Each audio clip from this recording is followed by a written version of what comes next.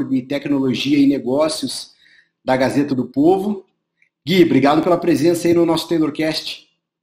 Boa noite, Leão. É um super prazer estar aqui com você nessa iniciativa nova aí da Taylor e principalmente batendo um papo aí com você, que é um amigo de longa data. Muito legal. Então, Gui, a tua presença hoje no TaylorCast vai ser muito interessante porque a gente vai falar um pouco sobre os movimentos da mídia, muito sobre mídia impressa, mídia digital. Você passou por toda essa revolução do meio jornalístico, né, do formato jornal, então acho que vai ser uma conversa muito legal para a gente explorar. Mas antes da gente começar a falar de business, a gente sempre fala da pessoa que está aí puxando o negócio. E você tem formação na ESPN, você também fez especialização ali fora do país, na área de digital. Mas como que a comunicação chega em você? Como que você chega na comunicação para você estudar na ESPN? Qual que é a tua aptidão profissional, assim? Como que você descobre a comunicação? Bom, a comunicação desde adolescente tinha a questão da propaganda, né? Tinha um certo glamour. Naquela época, o pessoal de propaganda eram os gênios da tecnologia de hoje. Uhum. Então, acho que fui muito atraído por isso na época, daquele mundo maravilhoso da comunicação.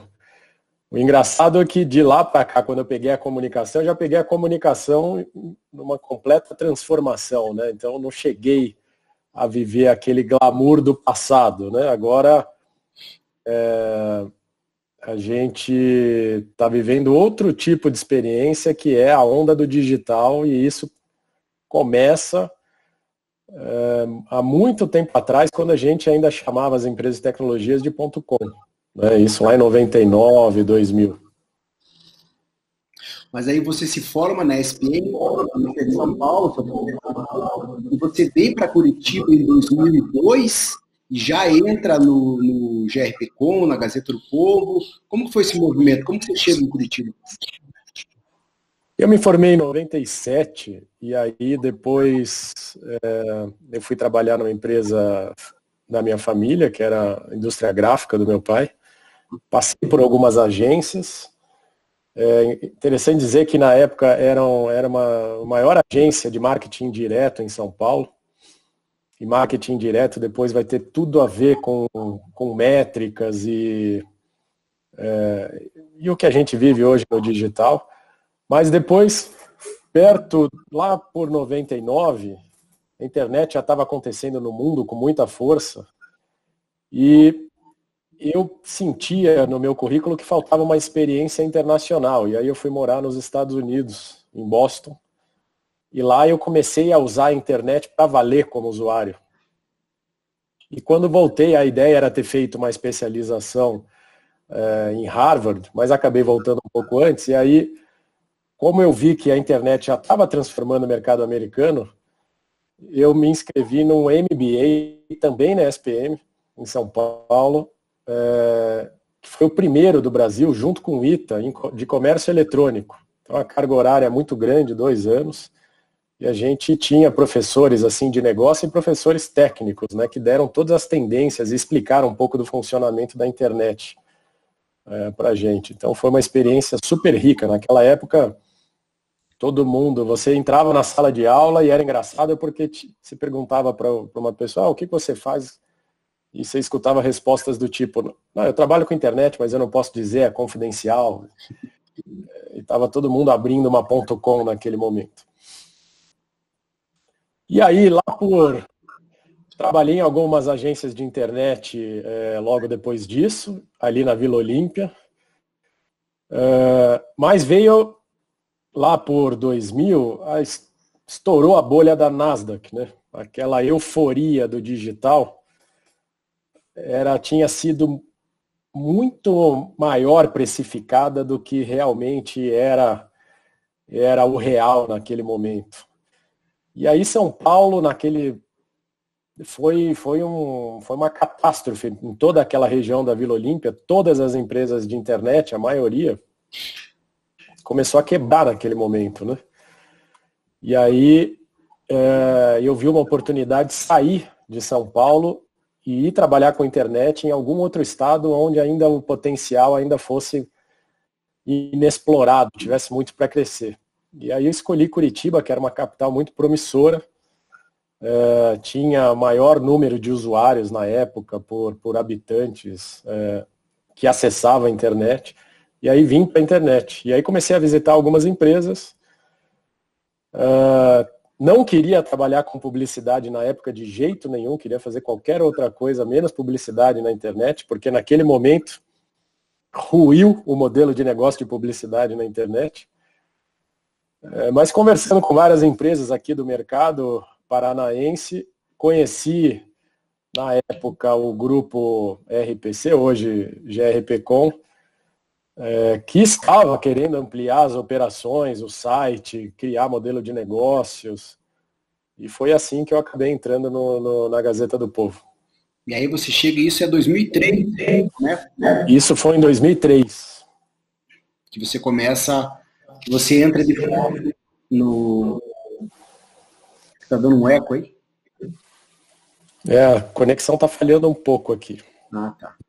E aí você começa trabalhando numa área que não existia, você acaba trabalhando na parte de publicidade, que não era nem do jornal Gazeta do Povo, era o site da RPC. Como que era isso? O que você fazia? Nessa época era o Tudo Paraná. Tudo Paraná.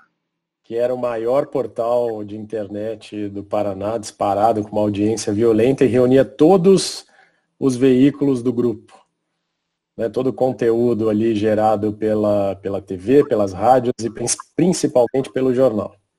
E aí quem é mais jovem está nos assistindo, naquela época você vendia, o grupo ele tem emissora de televisão, tinha um jornal impresso Gazeta do Povo, as afiliadas Globo, rádios, mas você vendia todas as mídias e dava de graça o digital, né? Não, de jeito nenhum. Na verdade, eu entrei justamente para quebrar com esse modelo. Mas ele durou um bom tempo ainda, porque ninguém entendia como funcionava e o digital entrava de brinde ou não? A gente tentava pegar um pouco de carona, né? Mas eu participei ali, me considero responsável, inclusive, pela essa criação de valor do digital, né? Porque quando eu entrei era justamente isso. Não dá para ganhar, ainda é um negócio novo, inclui no pacote. E a gente foi quebrando esse mindset de que não tinha valor, né? Então fiz uma primeira tabela de preços, um benchmarking com todos os sites da internet brasileira, os principais portais, para precificar toda a exposição dos banners e os modelos de exposição. E aí a gente começou a comercializar isso. E vou te falar que foi assim um grande sucesso. Eu tenho informações que foi o jornal que mais faturou assim nos primeiros 10 anos, assim, depois dos anos 2000, em termos de internet, pelo tamanho, né?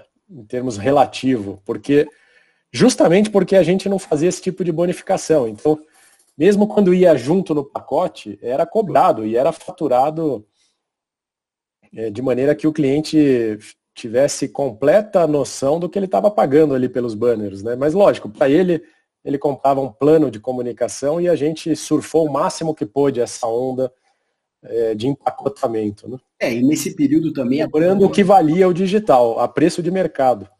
Mas naquele período também a própria internet estava se desenvolvendo, os clientes ainda não tinham sites muito maduros, não tinham experiência de compra digital muito azeitada, era mais exibição da mensagem mesmo, né? Era a mídia display ali mesmo, né? Mídia display, e até hoje a gente ainda bate muito na tecla da mídia display na internet, além do que a gente consegue fazer de performance, né? O que mudou muito de lá para cá, e mudou nos últimos anos, tem mais a ver com a criação de conteúdo para o cliente, né? A gente sai dos modelos puramente display, passa um pouco por performance, e agora vem consolidando na criação de conteúdo para o cliente, conteúdo publicitário. Mas falando, contando uma história dos clientes para o mercado. Isso tem funcionado muito nos últimos 2 anos e quase que a gente vende mídia como se fosse um modelo de assinaturas, assim como a assinatura do conteúdo do jornal, o cliente assina com a gente um plano de 12 meses de comunicação, onde a gente vai publicando conteúdos publicitários desses clientes, juntamente com os banners, impulsiona esses conteúdos em rede social, traz para a nossa plataforma. Nossa plataforma tem uma chancela de credibilidade muito grande, né? Então, mesmo um conteúdo publicitário publicado dentro do jornal tem um valor imenso, né? Então, esse é um mercado muito promissor e que tem dado muito certo nos últimos anos. Então você tem a publicidade display junto com branded content e junto com um acompanhamento de newsletter que ele pode estar patrocinando numa entrega casada da marca do jornal com a marca desse anunciante, é isso? Exatamente. Mas, por exemplo, o cliente compra uma mídia, uma exposição constante, que é a display, com a gente que vai o ano inteiro, para sensibilizar aquelas pessoas que já estão navegando, né, na nossa plataforma, consumindo o nosso conteúdo, e até para dar um certo recall de marca perante essas pessoas. E ele vai publicando conteúdos que a gente produz para ele a título de conteúdo publicitário. E às vezes chega lá 10 conteúdos no ano, 20 conteúdos no ano, e ele vai fazendo como se fosse um brand channel da marca dele. E esse conteúdo ele é mais encontrado via buscadores e redes sociais do que dentro do próprio site do jornal. A ideia é atrair pessoas que estão navegando na internet no geral, mas que ao ler aquele conteúdo sobre a marca da Gazeta do Povo, com a identificação de conteúdo publicitário, atribui ao anunciante uma credibilidade muito grande. Então esse é o valor que eles têm visto e têm vendido. Então a internet foi evoluindo e mudando bastante, né, ali dentro, no mundo inteiro e principalmente ali. A gente passou por muitas mudanças ali, né, no jornal. Mas antes de você falar dessas mudanças, vamos voltar um pouco no tempo, porque esse momento de toda essa revolução você participou dela. Então, logo que você entra ali no Tudo Paraná, você tem uma entrega de publicidade de display digital, mas o impresso ainda era muito forte, né? O impresso era fortíssimo, muito forte. Muito forte. E ele era muito forte. E ele permaneceu forte ali dos anos 2000 até 2010, talvez? Um pouco antes. Você imagina, lembra, tem isso na memória? Até 2010, com certeza, era muito forte. E depois, a relevância foi diminuindo um pouco, né? O jornal continuou forte até o final, só que o modelo publicitário do jornal começou a entrar em queda. Por quê? Porque o preço dos anúncios começou a cair muito. Então, uma página que chegou a custar R$80 mil, já no final, antes da gente tirar de circulação a versão impressa, estava custando 8 mil, então já tinha caído 90%. A audiência ainda muito grande, circulação muito grande, mas o preço da publicidade tinha caído em função da concorrência que veio de todos os lados, não foi só da internet, né? Tudo virou mídia, né? Tudo. Mídia exterior, toalhinha de descanso de prato no restaurante, tudo virou mídia. Então a concorrência e as opções cresceram demais e os preços foram caindo. Foi o grande problema no mundo, né? Essa queda de preços que começou a colocar em xeque o modelo de financiamento do jornalismo ali através da publicidade. Mas em paralelo... O de receita que caiu muito, e eu administrei a plataforma, ajudei a ampliar e criar no digital, foram os classificados. Os classificados chegaram a representar 40% do faturamento dos jornais mundo afora. E hoje, a maioria dos jornais nem joga esse jogo de classificados mais, né? Ficou na mão de outros players. A queda dos classificados foi a maior responsável pela crise da indústria, inclusive. Porque outros players, como players verticais de automóveis, verticais de imóveis, e até o LX, Mercado Livre, ocuparam esse espaço. Foi isso, né? Exatamente, exatamente. E é difícil dizer até hoje quem ganhou essa briga, quem que é o grande player, né? Eu, como usuário, eu não sei exatamente na hora que eu vou buscar um imóvel, em que site que eu vou. Quem é o grande vencedor desse mercado? Concorda? Você tem alguma referência, assim? Acho que são poucos esses que a gente falou ali na parte de imóveis e automóveis, talvez os que façam o melhor trabalho de branding mesmo, que é top of mind na tua cabeça. Aí ele tem que fazer um trabalho de construção de marca. Localmente existem algumas empresas, né? Talvez Nacional Web Motors, na imóveis são Exatamente, mas nenhuma marca super forte, consolidada, gigantesca, né? Não, acredito que não. Então ficou bastante fragmentado esse mercado.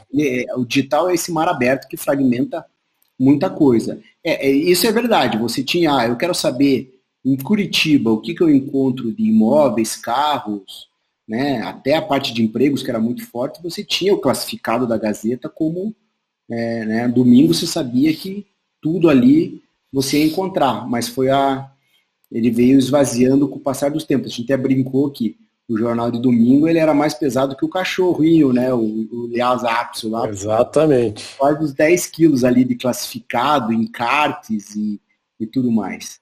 Mas também uma mudança de comportamento, né, Gui? Então, o comportamento das pessoas mudou. Esse comportamento muda, a mídia é muito impactada por comportamento, né? Totalmente. A internet trouxe a possibilidade de você ter uma experiência muito melhor em relação às consultas, né? Imagina comprar um carro ou comprar. Eu não consigo imaginar mais hoje, apesar de eu saber que em vários estados do Brasil ainda acontece, você selecionar lá 10 imóveis e você ter que sair de casa antes de ter visto a primeira foto do imóvel, só com 3 linhas ali de jornal para saber se o imóvel é legal, se não é, se é aquilo que foi anunciado ou não. Não, impressionante. Ainda tem isso, tem bastante isso no Brasil. Impressionante. Mas em Curitiba ficou para trás, né? No Paraná, São Paulo, Rio, as grandes capitais deixaram isso para trás já faz bastante tempo. E aí depois você pega essa transição onde que o digital começa a ganhar uma relevância maior em termos de share publicitário dentro da mesma empresa. Então você tem o jornal impresso ainda que tem uma boa parte, faz uma boa parte da receita, mas também o digital começa já a ter um equilíbrio maior. E aí entra um movimento da Gazeta de criar times multiplataformas, que eram consultores de negócios que apresentavam para os anunciantes e agências um modelo de negócio onde a marca estaria tanto no impresso quanto no digital. A Gazeta foi uma das pioneiras no Brasil nesse sentido. Conta um pouco sobre isso. Foi. A gente começou com um time exclusivo, antes de fazer o time multiplataforma. Um time só de digital. Então, os executivos de ponta levavam os executivos do digital para fazer as suas propostas em conjunto ali, oferecer, explicar o que era a internet, a publicidade na internet. Começou assim. Na hora que a empresa foi percebendo que esse faturamento só crescia, e crescia bastante, e viu que o futuro era esse, entendeu que todas as pessoas do comercial deveriam levar soluções digitais aos seus clientes. E aí a gente começou a criar os times multiplataforma. E aí, ao oferecer para o cliente a audiência total, né, que a marca oferecia, tanto no impresso, mas isso quando a gente fala de multiplataforma, a gente está falando da plataforma jornal ali. Então, era a audiência do impresso mais a audiência do jornal na internet. Uhum.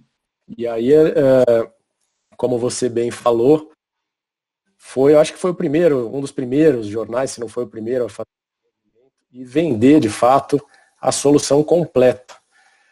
E fez muito sentido, né? Porque tinham muitas pessoas que liam o jornal na internet e não mais liam o jornal no impresso, ou vice-versa, ainda liam no impresso, mas não liam na internet. Então, se uma marca falasse só com um lado da plataforma, estava deixando um grande público de fora no seu plano de comunicação. Então, unificar fazia muito sentido para o mercado e a gente teve bastante sucesso fazendo essa unificação. E aí você percebeu nesse momento alguns novos segmentos se tornando anunciantes e segmentos que já eram clássicos, anunciantes de jornal, deixando um pouco o meio? Como que você enxergou esses segmentos entrando e saindo? Na verdade, todos os segmentos sempre tiveram muito presentes. Assim, o segmento que era mais difícil de sensibilizar ali para o jornal eram aqueles, por incrível que pareça, ligados a e-commerce. Porque o e-commerce, desde o início, ele, principalmente no Brasil, ele se pautou por uma mídia 100% de performance. Então, ignorava todos os benefícios que a mídia display podia dar para ele. E a única coisa que importava para as empresas de e-commerce era o clique, assim, e se aquele clique gerou venda ou não gerou. Isso também foi amadurecendo ao longo do tempo. E aí, nesse sentido, os segmentos que não conseguiam fazer muito negócio com a gente, que estavam já bastante avançados assim no e-commerce, e hoje fazem, porque já amadureceram esse entendimento, eles ficavam basicamente no Google, em buscadores, faziam estratégia de busca. Né? O que é fundamental, a Gazeta hoje é um grande anunciante também de modalidades aí de performance, porque vende assinaturas, mas nunca deixou de fazer o branding, né? Para as pessoas conhecerem a marca, o que está por trás, o que ela quer dizer. Né? Porque senão você chega lá numa oferta de preço em algum momento, no momento de decisão de compra, e se não conhece a marca, qual é a proposta, a chance de fechar negócio ela fica diminuída. Então, o ideal é esse mix. Mas esses foram os únicos segmentos assim que a gente teve alguma dificuldade no meio do caminho. Todos os outros se beneficiaram muito da internet. Mas aqui, Guilherme, a gente também fala muito dos bastidores da gestão.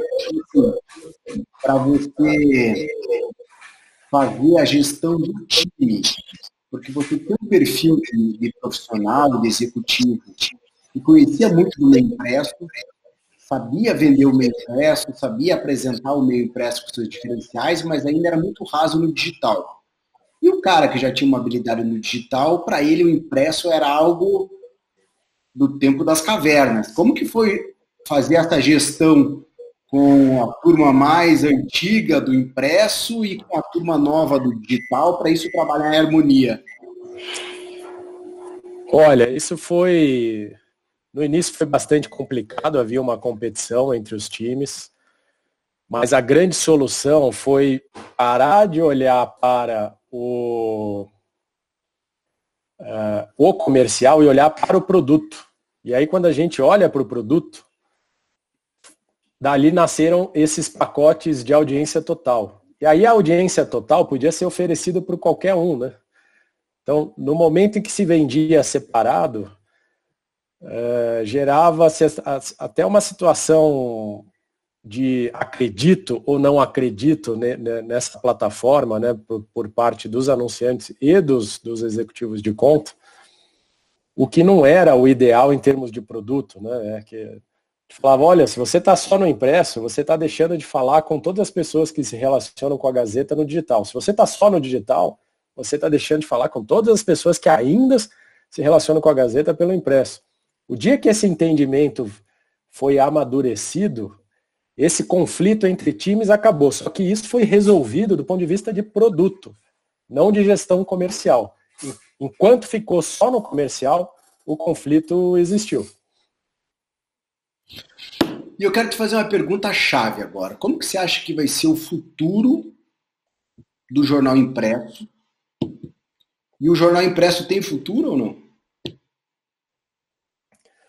Vou começar pela segunda parte. O jornal impresso tem um futuro fantástico. Desculpa, o jornal como um todo, né? Você perguntou do jornalismo como ele é hoje? O jornalismo a gente sabe que sim, mas principalmente estou falando da mídia, da experiência da leitura impressa. Por quê? Eu faço essa provocação para você. Desculpa. Mas assim, eu tenho visto muitos líderes hoje de negócios, empresariais, que no final de semana eles estão criando um hábito muito forte. A gente vê isso porque eles compartilham nas redes sociais, enfim. O hábito da leitura do impresso, que estão lendo o impresso no final de semana e tudo mais, compartilham algumas matérias. O impresso está virando cool, está ficando na moda, ou Ou não? Vai acabar mesmo? Não, então, Como que tá isso?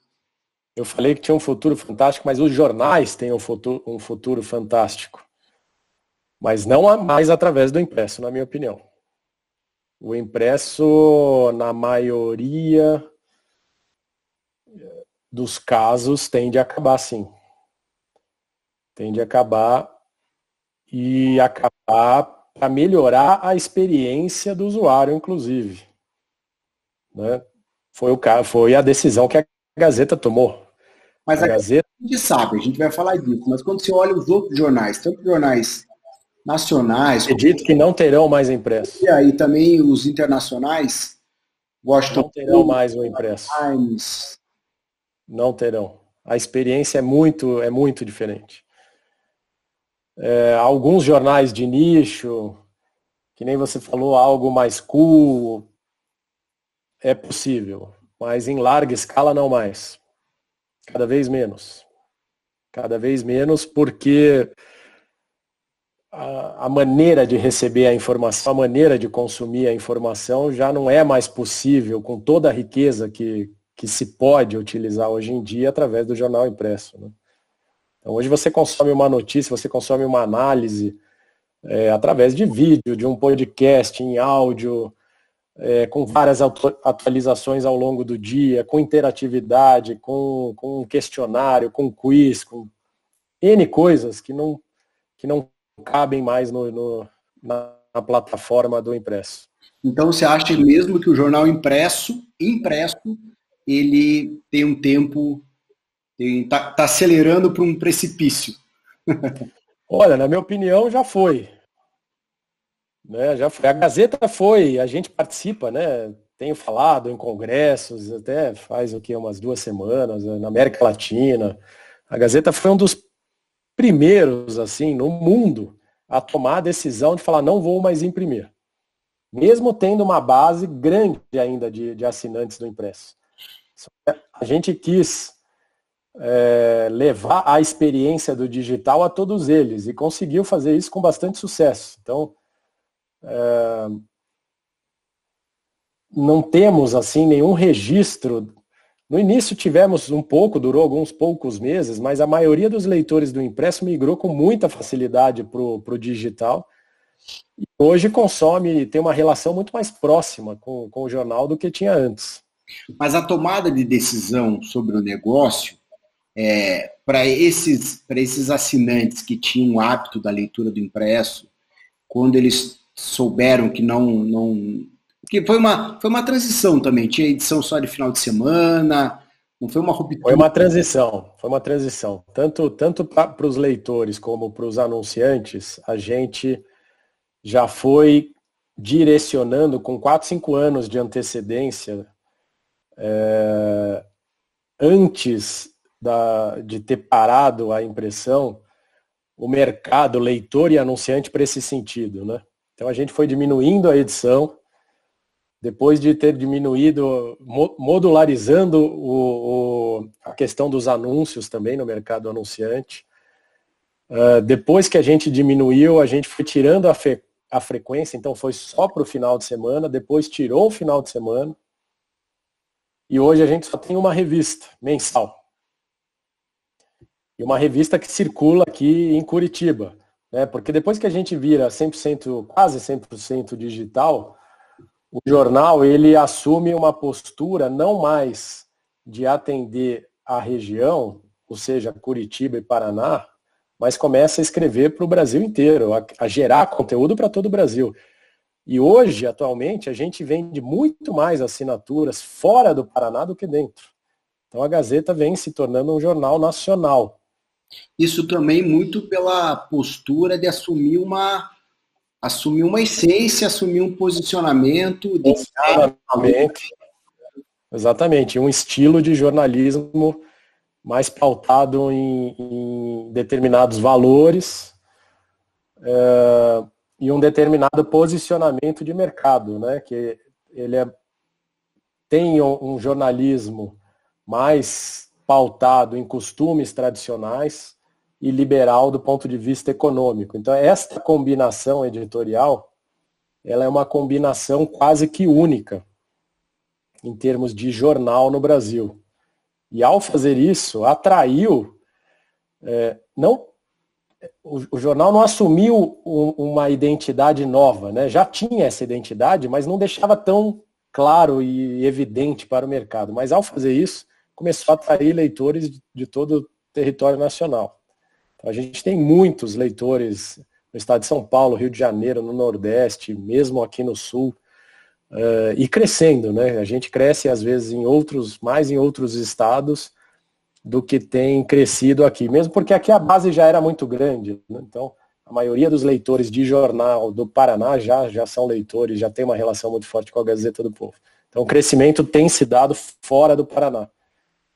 E isso tem a ver também com o que a gente falou do modelo de negócio em crise da publicidade na nossa conversa um pouco atrás. Por que a Gazeta decide fazer? Por que a gente decidiu abandonar o impresso? Porque o modelo econômico não era mais viável. Não havia perspectiva de futuro para aquele modelo econômico. A tendência de preço dos anúncios já vinha de mais de 10 anos em queda e não havia a menor possibilidade de retomada de preço. O que inviabilizava toda essa plataforma do impresso. E, de certa forma, era uma âncora em termos de negócio para a Gazeta do Povo, né? Não do ponto de vista de geração de conteúdo, porque com a internet a gente começou a investir ainda mais em jornalismo, ainda mais contratando novos colunistas, novas pessoas, novas ideias para dentro do corpo de jornalismo. E isso foi sendo uma ampliação de oferta de conteúdo para os nossos leitores. Essa própria ampliação não cabia, de certa forma, nem fisicamente mais no jornal impresso. E aí a gente fala, bom, se não é o futuro, a tendência é diminuir cada vez mais, vamos apostar no que tem futuro. E aí, de forma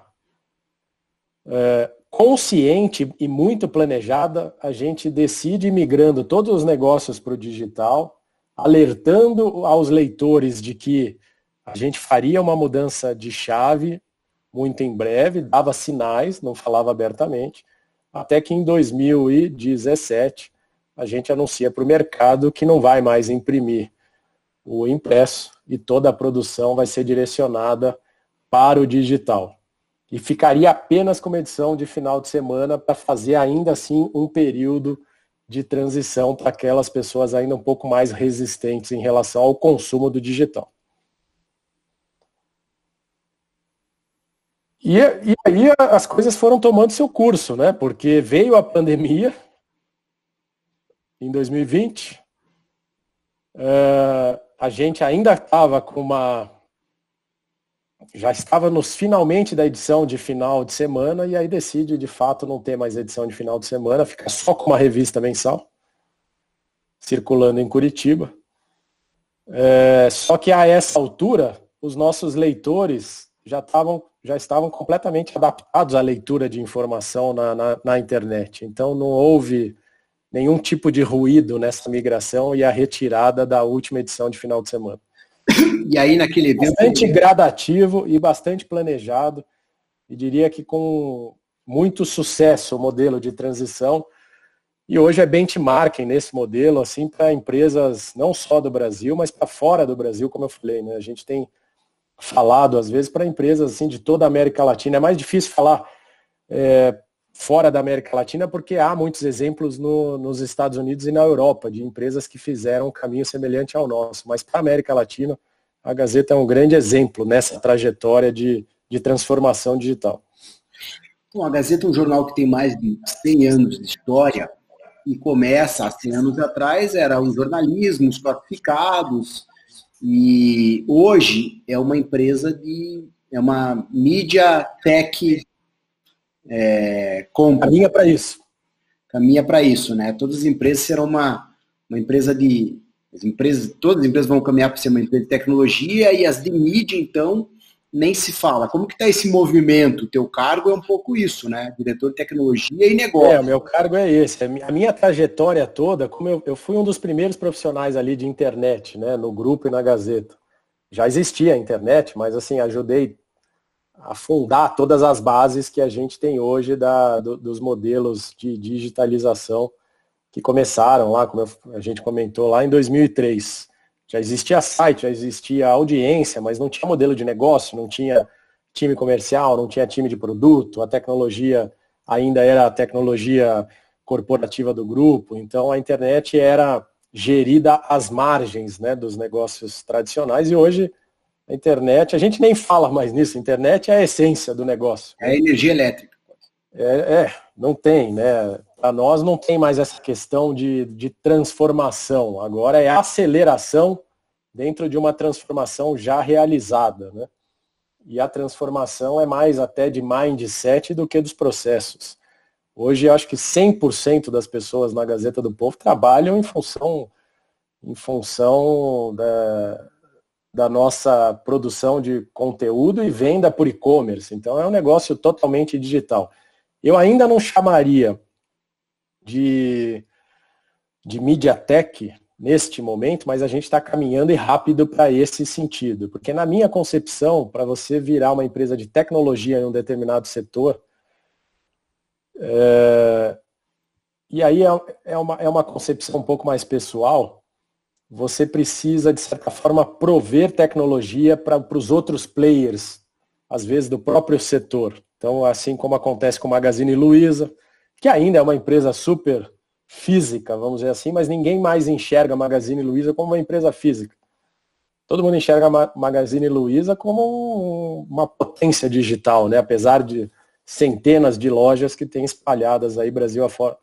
Lojas americanas, Via Varejo, todo esse setor, esses setores aí de varejo, conseguiram já passar para o mercado que eles são mais digitais do que físicos. Agora, não é só atuar no digital. Aí você olha para Americanas, você olha para Magazine Luiza, eles provêm tecnologia para todo o setor de varejo. Então hoje uma pequena loja que queira entrar no e-commerce provavelmente pode usar a tecnologia da Magalu ou das lojas americanas, e aí sim eles viraram uma empresa de tecnologia, entende? Claro, a tecnologia virou core. Mas do negócio. Para uma empresa de MediaTek, de fato, para um jornal, como que ele faria essa transição para ser considerado uma empresa de MediaTek? A gente já tem feito. Então, por exemplo, como eu falei, essas soluções que a gente oferece de mídia, de compra, dos pacotes que a gente tem hoje de conteúdo, de mídia display, da produção, né, com expertise ali dos conteúdos publicitários, a gente já está transformando isso de alguma maneira numa plataforma que logo vai ser uma plataforma tecnológica. No momento em que a gente consolidar esse movimento, a gente pode oferecer essas soluções para outros players de produção editorial, inclusive. Uhum. Aí a gente de fato está vendendo, além da exposição para anunciante, está vendendo a tecnologia para quem quer oferecer soluções para anunciantes. E aí a gente pode falar que fincou a bandeira ali no mundo da MediaTek.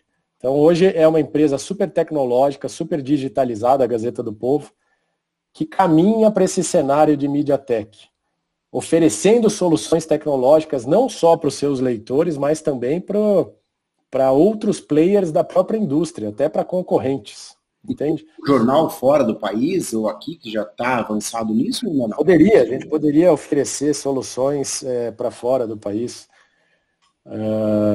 ou dentro, aí tanto faz, né? Aí já é a característica da tecnologia, que ela pode ser escalada muito facilmente. Então caminha para isso. Mas assim, hoje em dia, quando você olha uma empresa como a Gazeta, que tem a sua grande força na distribuição de conteúdo através dos canais digitais, desktop, mobile, as linhas de receita mudaram bastante também. Porque quando você olhava no passado impresso, a publicidade que representava quase... Era o grande financiador, exato. Publicidade, tanto de classificado como publicidade, né? Exatamente. Campanha, 90%. E aí a assinatura, que era um número expressivo, mas menor. Agora, a gente vive o mundo das assinaturas, né? Do Spotify, do Netflix, há conteúdo jornalístico e, em alguns casos, você tem até ele gratuito. Como que você mede isso? Então, em 2017, com aquela questão do preço da publicidade que vinha caindo na plataforma impressa e também na plataforma digital, como eu falei, como a gente foi uma empresa que começou a comercializar a mídia display muito cedo, profissionalmente, a gente chegou a faturar muito dinheiro, fazer receitas enormes assim de mídia puramente digital. Só que o próprio CPM, ao longo dos últimos 15 anos, ele vem caindo na internet. Né? Quando a mídia programática chega em larga escala, através de Google, principalmente, os CPMs começaram a cair. Então, a gente estava numa tempestade perfeita, assim, né? Em 2017. Você tinha mudança de hábito das pessoas, com muitas fontes de informação. Então, você tinha uma crise nas assinaturas, de certa forma. Muita gente achando que não pagaria mais por uma assinatura de um jornal. Né, que o modelo, anos antes ainda, um pouco, seria todo gratuito e financiado 100% pela publicidade. Então, essa era uma crença muito forte no mercado. Do ponto de vista de audiência, a gente tinha uma audiência crescente na internet, mas com CPMs caindo, porque o Google entrou com tudo, com uma plataforma gigantesca, praticando preços muito baixos em termos de mídia programática. E a publicidade do impresso despencando, já tendo caído 80%, às vezes 90% o seu valor histórico máximo, em termos de valor de publicidade. Então, que futuro teria? Né? Todas as linhas de negócio estavam em queda, todas. E aí foi muito consciente a virada. A gente fala, olha, bom, a do impresso vai retornar. O preço do impresso retoma e a circulação do impresso cresce? Não, a circulação não cresce. O preço melhora? Não, não melhora. Então não tem futuro do ponto de vista de modelo de negócio. CPM no digital cresce? Dificilmente. Já faz anos que vem caindo. A audiência cresce? Sim, pode crescer. Assinaturas cresce? Sim, cresce. Cresce timidamente, porque a gente ainda oferece o impresso, já estava oferecendo assinaturas digitais, mas essa receita só crescia. Todos os meses a receita crescia. Então, quando você olhava para esse diagnóstico, precisava muita coragem para fazer isso, mas a coragem era, bom, tem uma linha aqui que tem futuro e a gente vê que tem outros players mundo afora tentando, né? Mas aí numa magnitude muito grande, como o New York Times da vida, o Washington Post. E a gente fala, bom, vamos apostar em assinaturas e o modelo vai ser esse. Quando a gente faz essa aposta, a ideia é que a receita de assinaturas ela vai crescer muito mais do que a de publicidade, a ponto de pagar sozinha toda a produção de conteúdo, ou seja, todo o jornalismo da Gazeta do Povo. E obviamente que para fazer isso, você precisava ganhar muita escala de assinaturas, porque tendência naquele momento era da queda de preços do valor da assinatura também.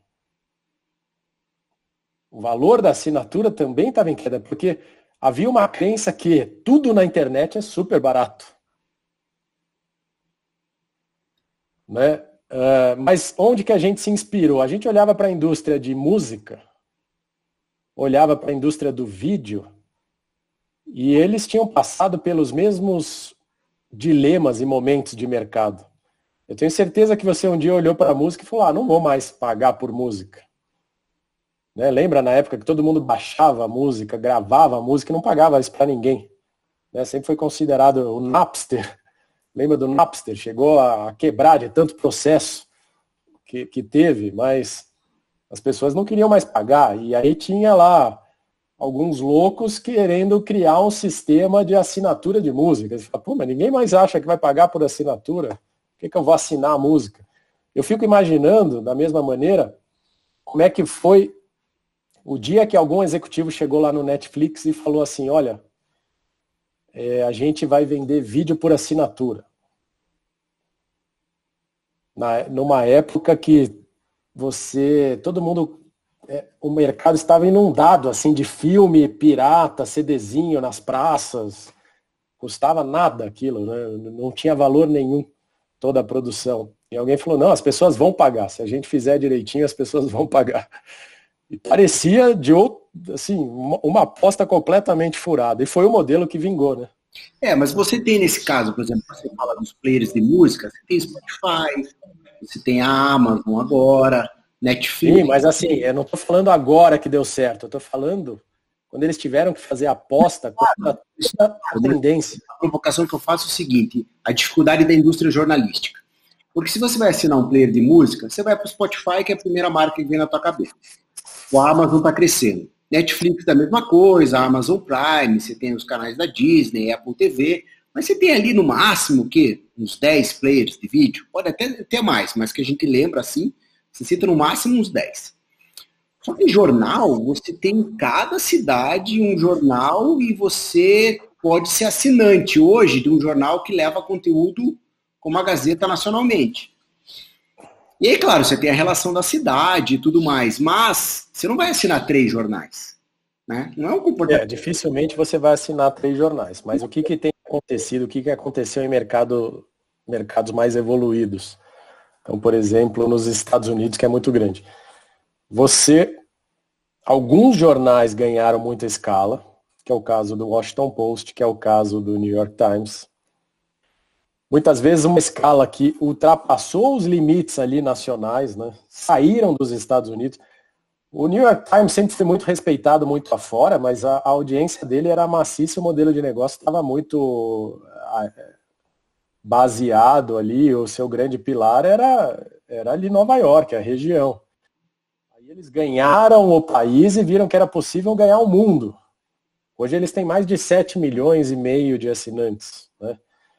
Mas era inimaginável isso há 10 anos atrás. As ações do New York Times, para você ter uma ideia, elas chegaram a cair mais de 90% e nos últimos 3, 4 anos ela já voltou tudo e chegou ao seu máximo histórico, ano passado. Né? O modelo mudou completamente, aí ganhou o mundo. Então, eles têm uma cobertura ainda lá da região, eles têm uma cobertura nacional e eles têm uma cobertura que serve para todo mundo, inclusive. Então, é mais ou menos o que tem acontecido. Os jornais menores, muito pequenos, eles ainda vão ter muito problema pela frente, porque aí eles têm um problema de escala em termos de monetização. Né? Há um preço de assinatura de mercado que se pratica hoje. Quantos assinantes e quanta publicidade, que audiência você precisa ter para ter uma publicidade a um determinado preço que pague as contas do jornal. Então, infelizmente, a tendência é de fechamento dos pequenos e de muitos médios. Aconteceu isso nos Estados Unidos, centenas de jornais fecharam. Que é o caso do deserto de notícias, né? O deserto de notícias, exatamente. Os Desert News. Só que aí eles vão sendo... Esse espaço de mercado vai sendo ocupado pelos grandes jornais que têm capacidade de investir, que fizeram a transição para o modelo digital. E eu ainda acredito que esses grandes jornais, de certa forma, no futuro próximo, talvez consigam prover de novo o serviço das notícias mais locais. E a notícia local é muito importante. Obviamente que para fazer isso vão ter que investir em conteúdo e em redações, mais uma vez, né? Claro, porque o jornalismo ainda tem o mais sólido de negócio. E a grande missão do jornalismo, que é dar voz para quem não tem voz, esse jornalismo investigativo de algumas das pequenas regiões ainda precisa continuar vivo, porque é o trabalho da imprensa de fiscalizar. Não é só investigativo, né, Léo? Hoje a gente vive, a pandemia deixou isso muito evidente, assim, a gente vive uma... Eu acho que você mesmo já usou esse termo várias vezes, uma infodemia, né? Muita gente tem falado, porque você tem o mundo das pessoas que se informam pelo jornalismo profissional, E aí eu estou falando de jornalismo profissional de qualquer plataforma, e o mundo das pessoas que se informam pelas notícias, entre aspas, geradas pelas pessoas em rede social. Uhum. E você tem uma mistura de coisas verdadeiras com fake news, assim, num volume assustador. Uhum. Então, você estava até brincando, né, no início da conversa, antes da gente começar a gravar aqui do meu globo aqui, né, do terraplanismo, mas tem muita gente no mundo que acredita que a Terra é plana. E como é que isso é possível? Como é que é possível acreditar ou que acredita, ou até hoje talvez, não sei ainda, que o coronavírus, lembra, no início da pandemia o coronavírus não existia, não era uma coisa real. Então, é muito engraçado, dependendo das crenças de cada um, você perguntar como é que você se informa. E se for simplesmente rede social, a linha de pensamento e visão de mundo é uma. Se for jornalismo profissional de qualquer natureza, a linha de pensamento e visão de mundo é outra. E isso é um problema, né? Isso é um problema para a comunicação em geral. Isso é um problema. A gente está com uma polarização muito grande. Então, narrativas estão sendo criadas do nada, de maneira maliciosa muitas vezes, em cima desse fenômeno que tem acontecido de, olha, vou escrever qualquer coisa aqui no WhatsApp e se viralizar, isso vira verdade. É.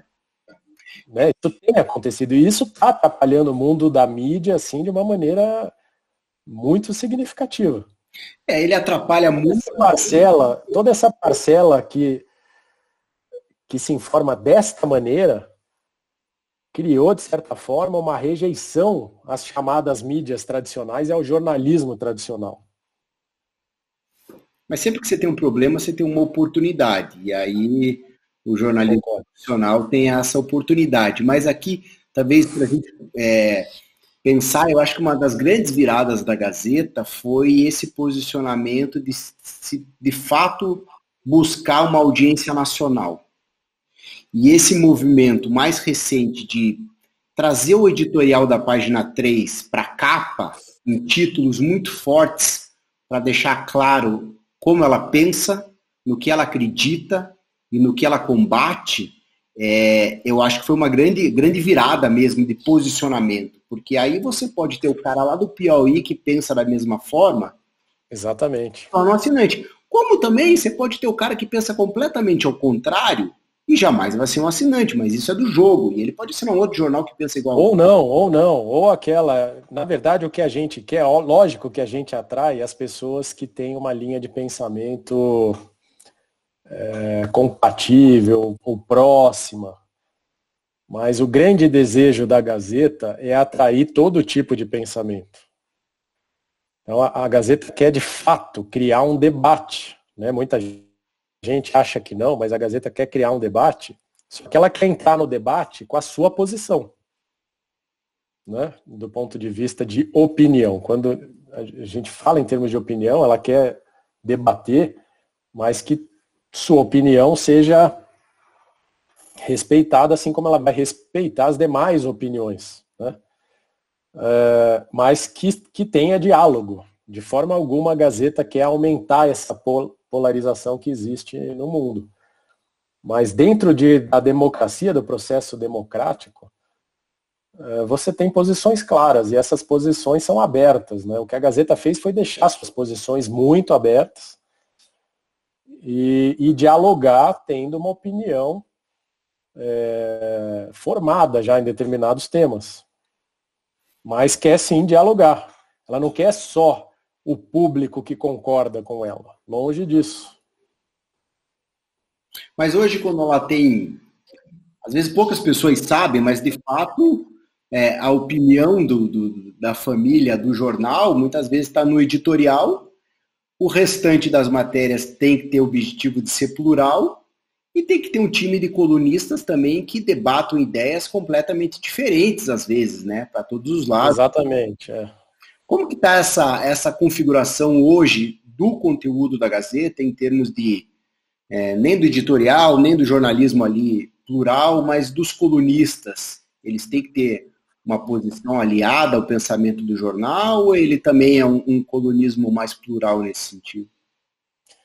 A seleção de colunistas e aqueles que, de certa forma, se aproximam e a gente acaba fechando parcerias e contratos, né, de produção de conteúdo, eles têm uma afinidade muito grande com os valores e princípios ali defendidos pela Gazeta do Povo. E há uma cobrança muito grande da audiência nesse sentido, inclusive, que seja coerente. Agora, não necessariamente o colunista precisa ter essa afinidade 100% ou num grau muito avançado. É desejável que sim, para ter uma certa unidade em termos de produto, né? Como tem um ditado que fala que parece roupa do mesmo varal, né? Porque senão fica muito diferente. Então, esse colunista, ele vai para a sociedade levando uma informação, colocando uma opinião, mas, de certa forma, abrindo um debate. Porém, o colunista, ele é livre para falar o que ele quer, né? Ninguém fica pautando ou fazendo uma consulta prévia do que ele escreveu. Mas a gente sabe que eles, até para aceitar escrever na Gazeta, hoje em dia está todo mundo se posicionando, esse é o ponto. Uhum. Ele sabe que ele escreve num ambiente onde ele tem afinidade. Então, aos olhos da audiência, o produto está bastante uniforme e bem posicionado. Né? No passado, ele era mais... você tinha mais divergências dentro do próprio produto do que a gente tem hoje. Uhum. Mas essa unidade também é uma demanda que vem dos próprios leitores. E isso também para outros jornais que têm pensamento diferente, né? Exatamente. Esse é um fenômeno que tem acontecido, acho que em todos os veículos, né? As audiências estão levando os veículos a se especializar cada vez mais ou a se posicionar cada vez mais. Gui, eu queria te perguntar, você está aí há quase 20 anos na Gazeta, né? Como que você acha que vai ser esse jornal que já tem mais de 100 anos, daqui os próximos 10 anos? Vai ter uma mudança muito forte ainda em tecnologia, em consumo, vai ter uma inteligência artificial, a internet das coisas, tudo isso misturado para você consumir esse conteúdo, porque algumas coisas eu tenho percebido também que o vídeo, claro, não é de hoje, ele vem crescendo muito, né? As pessoas estão perdendo um pouco o hábito da leitura, tudo é muito rápido. E o conteúdo do jornalismo, mesmo na internet, de um jornal, ele vai ter mais cara de vídeo, ele vai ter que continuar com muito texto ainda. Qual vai ser a transformação disso para frente? Olha, o vídeo e o áudio, né, tem crescido muito na produção de conteúdo. Mas o texto é super valorizado e acredito que ainda tem uma vida muito longa nesse sentido. Vai chegar um momento em que não se fala mais nisso também e essas linguagens, a maneira de se comunicar em áudio, vídeo e texto, ela vai estar super interligada. Né? Assim como já acontece nas redes sociais, ou no próprio Instagram, ou no Face, você tem texto, você tem vídeo, você tem áudio, e aí depende muito do produtor, qual é a melhor maneira de passar aquela mensagem, de contar aquela história. Mas em relação a isso, vai estar super harmonizado e bastante orgânico, assim. Mas o que vai sempre importar é a história, o que está por trás, a qualidade do que está por trás. Muito legal, Gui. Mas tecnologicamente, só complementando, vai mudar muita coisa. Você falou inteligência artificial, isso tende a mudar bastante a experiência do usuário, do ponto de vista de dar aquilo que ele quer, de provocá-lo ao mesmo tempo, porque hoje a inteligência artificial que a gente encontra no mundo, até este momento, isso vem mudando, mas foi deixando as pessoas dentro da sua própria bolha. Né? Então, você gosta de carro, você gosta de viajar e você gosta de um determinado time de futebol, então você só recebe notícias, matérias, posts sobre aqueles temas. Então, não é uma inteligência tão inteligente, na minha opinião, né? Que as pessoas querem ser provocadas, elas querem ser confrontadas. Então, o algoritmo ideal, e eu acredito que ele vai vir, e os jornais vão trabalhar para isso, as outras empresas vão, eles vão conseguir mesclar um pouco do que você quer com aquilo que você deveria saber, aquilo que seria interessante para você. Então, a coisa vai ser mais preditiva do que simplesmente respeitar o seu histórico, né? Porque o ser humano está mudando em todas as fases da sua vida, está mudando de opinião muitas vezes, e aí como é que o algoritmo vai entender isso? Então, o futuro é essa evolução do algoritmo para acompanhar essa percepção humana que ainda está um pouco longe de acontecer. Mas eu queria te fazer uma pergunta para a gente fechar o nosso TaylorCast aqui, que é o seguinte: você é um cara que veio da publicidade, se desenvolveu no digital, avançou muito aí para a parte de tecnologia. Por que a publicidade ainda digital é tão ruim como não tem a mesma experiência e entrega que tinha talvez a mídia impressa, o formato não ajuda, é pequeno? O que Sim, você acha? concordo. E também, além do formato, né, o universo da programática, ele traz muitas melhorias aí para todos os lados, mas ele acaba sujando muito, né, a própria tela, a experiência, aquela coisa interruptiva e não atrativa. Como que você enxerga isso para a gente fechar o nosso papo aqui de hoje? Olha, vamos lá, isso tem a ver com a democratização da publicidade. Então, a publicidade ela ficou tão democrática que a gente hoje vende uma assinatura, foi também pioneiro nesse tipo de coisa em termos de jornais, né?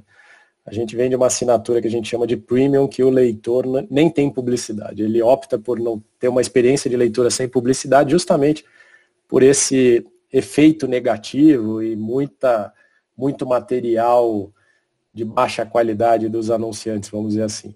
Mas por que, na minha opinião, a baixa qualidade? Porque e democratizou através do preço. Isso não é ruim, né? Hoje você consegue, qualquer empresa consegue fazer um anúncio. Na época em que o jornal custava 80 mil reais uma página, não era qualquer empresa que conseguia fazer anúncio. A gente ainda tem esse tipo de barreira econômica em alguns outros meios, né? Por exemplo, em algumas TVs. Então, se eu quiser falar no Jornal Nacional, quanto é que custa? Não consigo comprar uma fração do Jornal Nacional, vou ter que comprar o Jornal Nacional blocado, certo? Uhum. Você que comercializou, você comercializou já de tudo, você sabe bem das características, né? Eu posso comprar 1% do Jornal Nacional? Não dá. Seria bom se pudesse, né? E a internet fez isso. Não é por mês, é por vez. É por vez, exatamente. Apareceu uma vez, dá para comprar uma vez? Dá. Mas será? Aí você entra numa discussão se é efetivo ou se não é. Só que o fato de ser barato impõe, de certa forma, um limite de produção, né? Senão o molho fica muito mais caro ali do que a carne. Então, você vai fazer uma campanha lá, que seja de R$1.000 na internet, o anunciante não quer gastar 5 mil na produção. E como tem todo tipo de anunciante, de todos os tamanhos, ainda precisa desse amadurecimento do investimento na qualidade de produção. A gente sabe muito bem, você principalmente, de que a qualidade da mensagem é fundamental para que ela seja efetiva, né? Não é só veicular a mensagem, mas se você veicular a mensagem de maneira inadequada, a tua chance de retorno é menor. Então, eu espero, e aí até gostaria de falar isso aqui, sei que a gente está chegando. A gente hoje, lembra que eu falei que o CPM da internet vinha caindo e a própria Gazeta falou, tá, e aí, o que eu vou fazer com a publicidade? Vai diminuir? Hoje a gente enxerga que, de certa forma, essa tendência de queda encontrou uma sustentação, um suporte, né, um fundo, e agora a gente já começa a subir de novo. Então, a gente tem estimulado os nossos anunciantes e tem feito planejamentos de crescer a receita de publicidade de novo, contra a tendência de queda que vinha, em função da melhoria da qualidade do que se veicula. Né? Porque quando a gente vende, por exemplo, um conteúdo publicitário ou um branded content, onde a gente participa da produção, a gente está atribuindo valor. Então o CPM também tende a crescer em algumas modalidades. Mas respondendo à pergunta de por que é tão ruidoso, tem tanta coisa ruim, é justamente isso, né? Com R$50, hoje na mídia programática, você consegue fazer um anúncio. E aí o quanto de produção você está colocando ali. Né? Outra coisa que acontece com frequência, algum leitor não gosta de algo que viu no jornal e manda um e-mail, liga e fala, mas que tipo de publicidade é essa? E ele não tem total consciência, e a gente explica de que, na verdade, ele está sendo seguido pelos anúncios, pelo histórico de navegação dele na internet. Então aquilo que ele está vendo tem muito a ver com a navegação prévia dele. Uhum. Obviamente, quando esse tipo de anúncio passa ali do razoável em termos de combinar com aonde ele está sendo veiculado, né, no site do jornal, a gente põe esse tipo de anúncio numa blacklist, e aí alguns anunciantes com péssima qualidade ali, até de produto mesmo, a gente evita que apareçam a exposição no jornal. Mas é justamente essa democratização que faz com que não seja tão bonito assim, mas acredito que o mercado vá amadurecer bastante nesse sentido. Essa é a onda que precisa melhorar, né? Quanto melhor a produção dos materiais, mais resultado o anunciante vai ter. Isso acho que ninguém tem dúvida. E agora, para a gente fechar, de fato, a Gazeta caminha para maior participação na sua receita em assinantes, em publicidade ou em branded content? Vamos lá. A Gazeta está crescendo muito na receita de assinaturas. Esse ano pode ser que seja maior do que a de publicidade. Só que à medida que ela cresce a sua escala, o mercado de publicidade volta a crescer e abrir as portas para ela ao mesmo tempo. Então é difícil dizer o que vai acontecer. É um ciclo virtuoso. Então, eu diria que a tendência é manter equilibradas as receitas. A gente acreditou, alguns anos atrás, que a receita de publicidade cairia muito mais do que já caiu. E hoje a gente não enxerga mais assim. A gente acredita que o mercado vai crescer para a publicidade no segmento em que a Gazeta se posicionou. E a gente tem conseguido fazer isso. Então a receita de publicidade voltou a ser crescente ano a ano.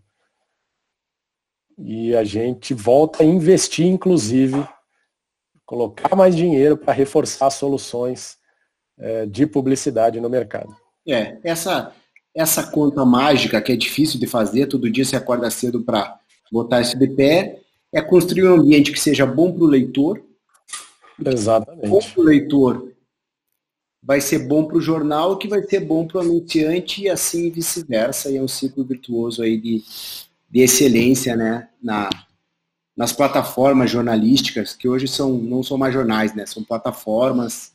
E parabéns aí pelo trabalho na Gazeta, de 20 anos aí à frente dessa área de publicidade digital.